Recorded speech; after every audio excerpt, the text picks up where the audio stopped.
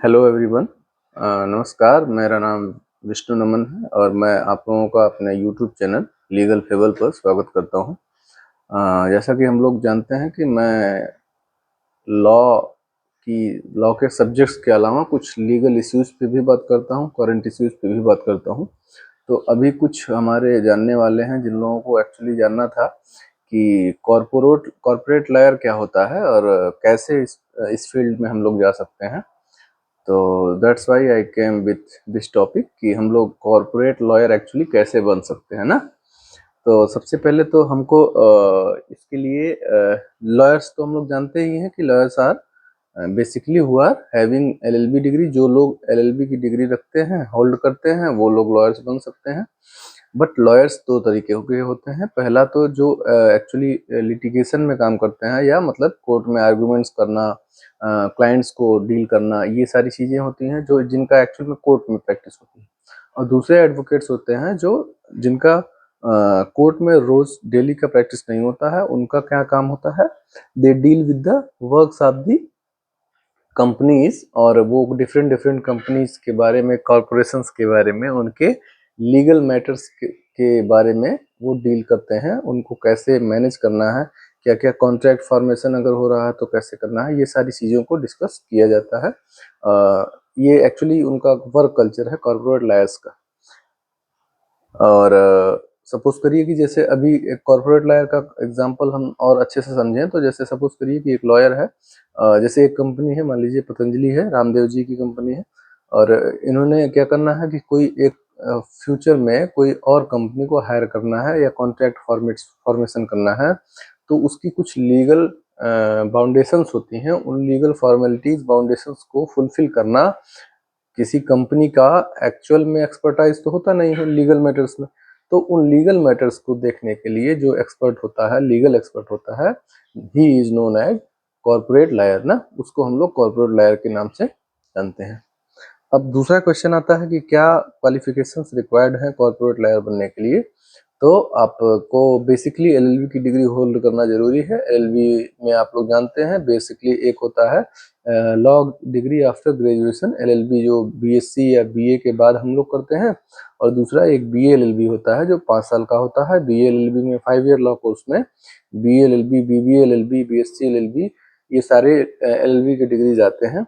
इसमें जैसे BBA LLB specifically उस बिजनेस मैनेजमेंट के बारे में होता है ना। तो ये डिग्री काफ़ी अच्छी रहती है क्योंकि इसमें आप आजकल कंपनियों का क्या वो है कि वो ऐसा एम्प्लॉय चाहती हैं कि एक ही एम्प्लॉय से वो मल्टीटास्किंग करवा सकें, या वो एक्सपर्टाइज रखता हो डिफरेंट डिफरेंट एरियाज में ना। तो suppose a person is who is having masters degree in business management and he is also having a law degree. जैसे आपने 3 इयर्स लॉ किया है, उसके बाद आपने एमबीए किया है, तो वो MBA will be benefiting for that particular candidate for getting selected, उन लोगों के अपेक्षा जो लोग नॉर्मल लॉ की डिग्री रखते हैं ना।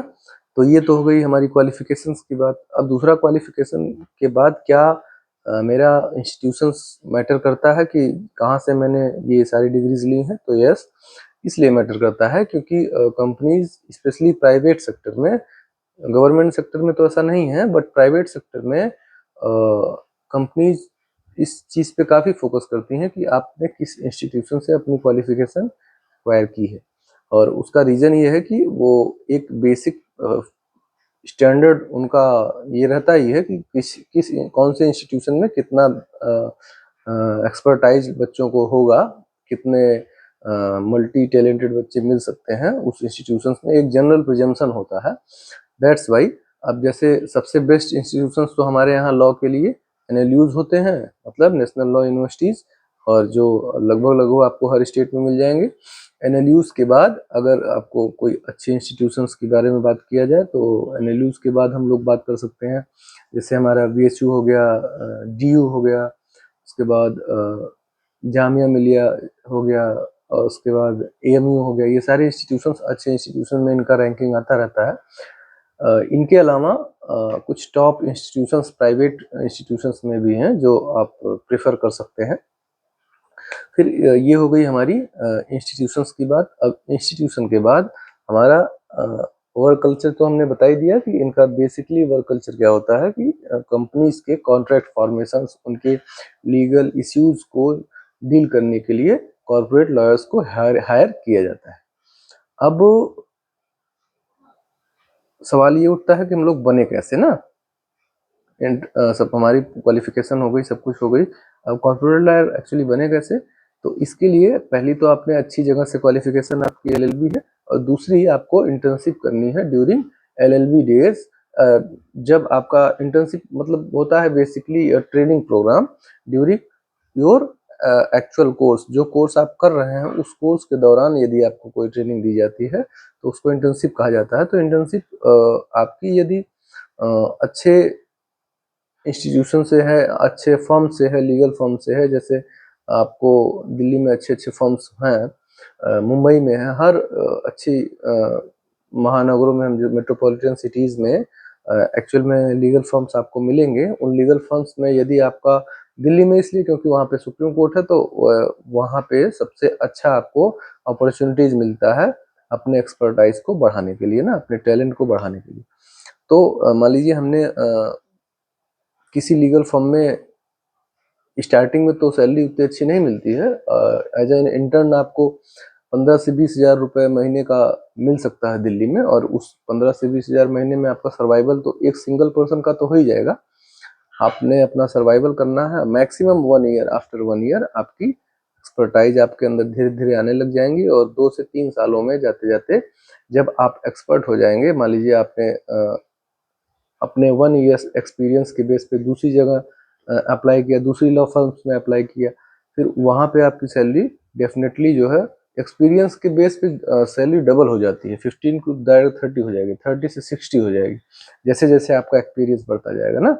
तो हम अगर जनरली कहें कि अगर कोई 5 साल का एक्सपीरियंस्ड एडवोकेट है, मतलब आफ्टर एलएलबी मान लीजिए आपने 25 साल में एलएलबी पूरा किया और 5 साल आपने दे दिया एक्सपीरियंस में, 30 साल, मतलब after 30 years you can acquire minimum 1 lakh rupees ना, 1 लाख रुपए से आपकी स्टार्टिंग हो सकती है यदि अपने 5 साल कंटिन्यूअस प्रैक्टिस किया है किसी लीगल फर्म में, अपने स्किल्स को डेवलप किया है ना।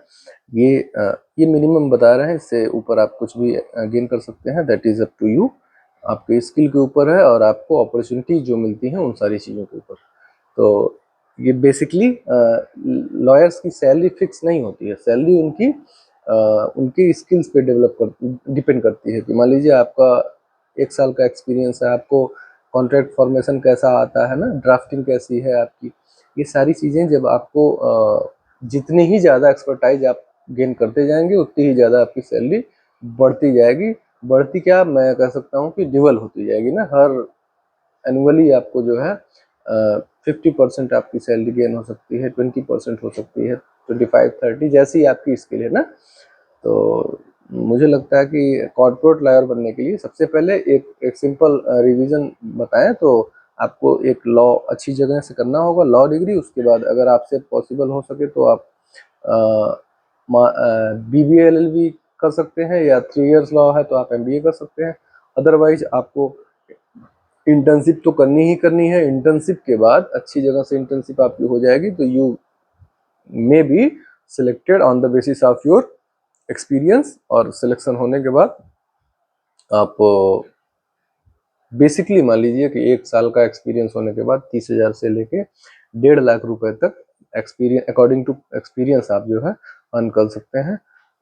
That's all for today, that is about how to become a corporate lawyer. Thank you. Please like and subscribe my channel. Thank you very much.